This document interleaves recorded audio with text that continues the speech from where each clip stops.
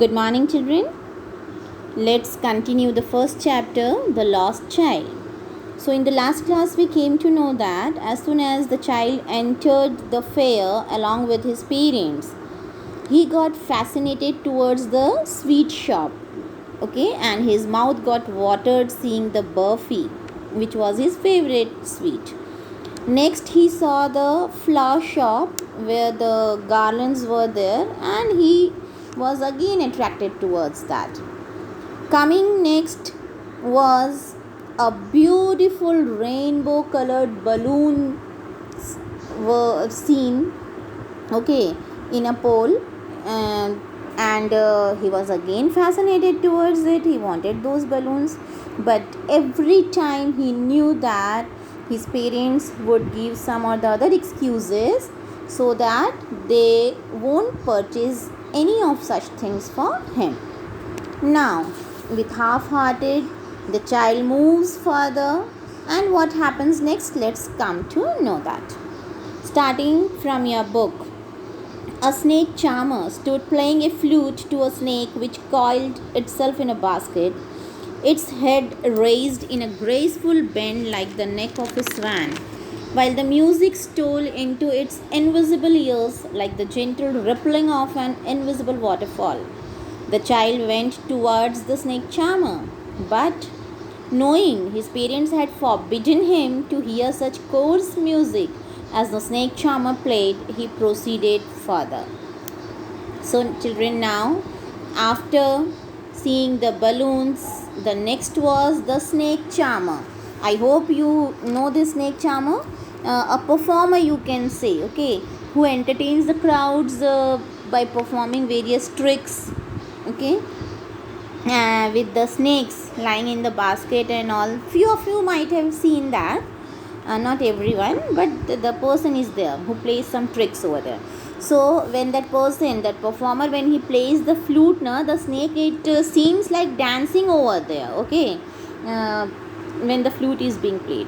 So the snake charmer was there and he was playing the flute to a snake which was inside the basket. Now it was coiled means in a circular motion it was lying inside that, and after that it seems that its head was raised, okay, like the neck of a swan. It's like a swan, it's a bird, okay, and how the swan's necks are raised in that way, it seems very beautiful. And this snake, it was moving its head when the flute was being played. It was moving its head. In what way? As if the ripples forms in the water. You see the rippling means when the ripples, the movements in the water, waves when it moves inside the water, that is rippling. So as if the ripples forms in the water, in the same way, while listening the music played by the snake charmer with his flute, the snake was also moving its head here and there. Then the child went towards that snake charmer, okay, but he knew that his parents had already forbidden means not allowed him, okay, to hear such coarse means unpleasant. Obviously it was little bit unpleasant music being played, so his parents had already informed him not to hear. They didn't allow him to hear that unpleasant sound played by the snake charmer. So the boy again moved forward. Next para. There was a roundabout in full swing. Men, women and children carried away in a whirling motion shrieked and cried with dizzy laughter. The child watched them intently and then he made a bold request. I want to go on the roundabout. Please, father, mother. Now next, children, see, the child couldn't resist himself, okay. You children also, you can imagine the same situation when it happens with you going to the fair, okay. How you get fascinated everywhere. You need here to go in the rides, next you want to go in different stalls over there, and the same situation is created here over here, okay. So next was the roundabout. That was the merry-go-round. Everyone knows that, one of the ride in a fair.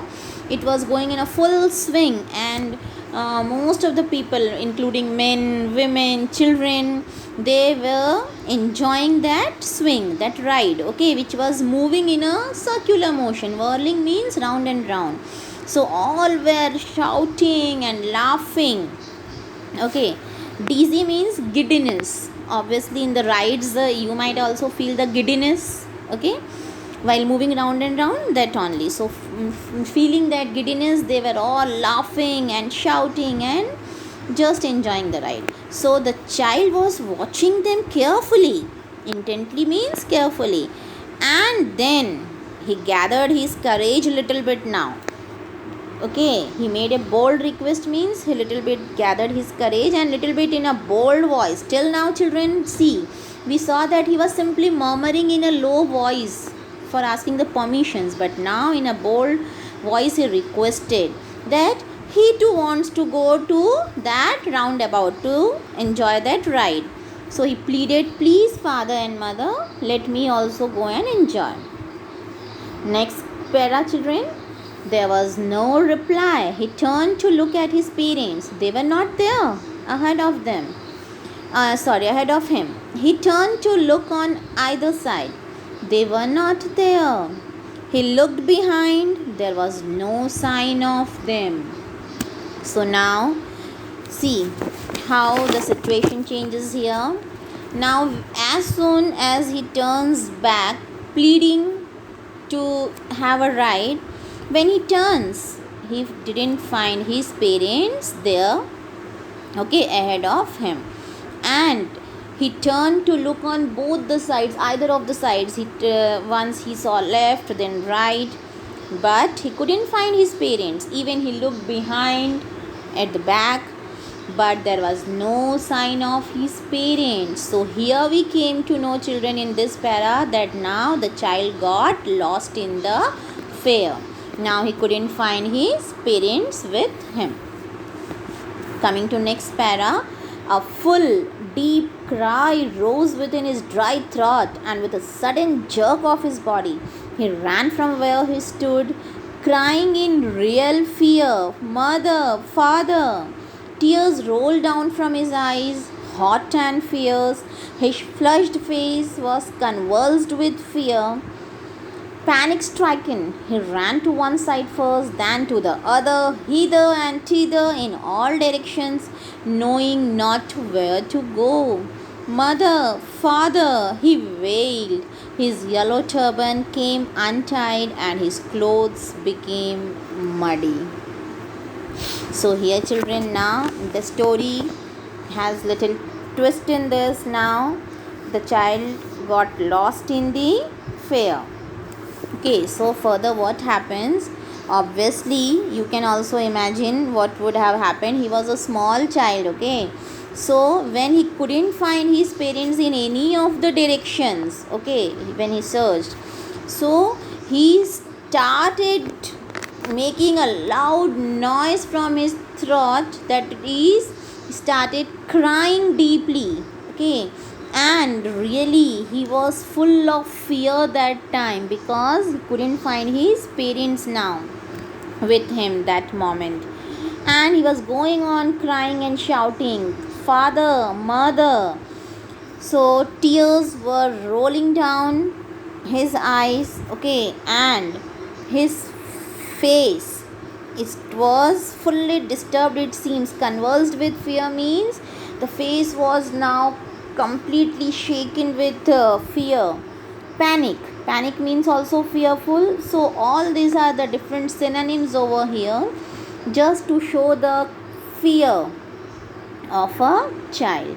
So he was panic stricken means he was very much fearful that time.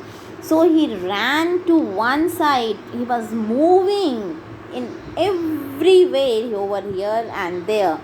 Then to the other side, then hither and thither. Hither and thither means here and there, in all the directions the child started running, crying in a fearful manner and shouting for his parents.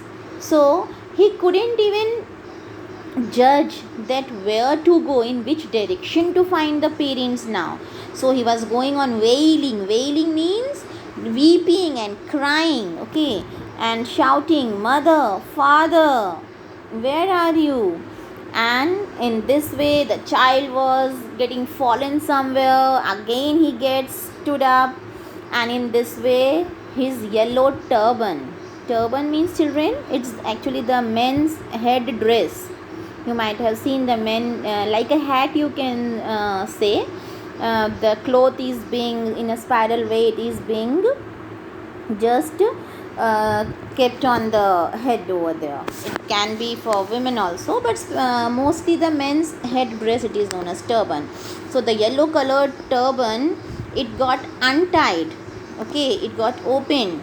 And when he, because the child, while running to search his parents, sometimes he was falling down on the mud, and that's why his turban also got open, and his whole clothes became muddy, full of mud. So this was the pitiable condition here shown of that child who got lost in the fair. So here we can see the sudden outburst of the emotions, okay, when the child couldn't find his parents. Different emotions, okay, how he was getting panic, how he was wailing, and all different words are being used to show such a pitiable situation of a small child who lost in the fair. So let's stop here, and tomorrow we'll continue our next class. Goodbye, children.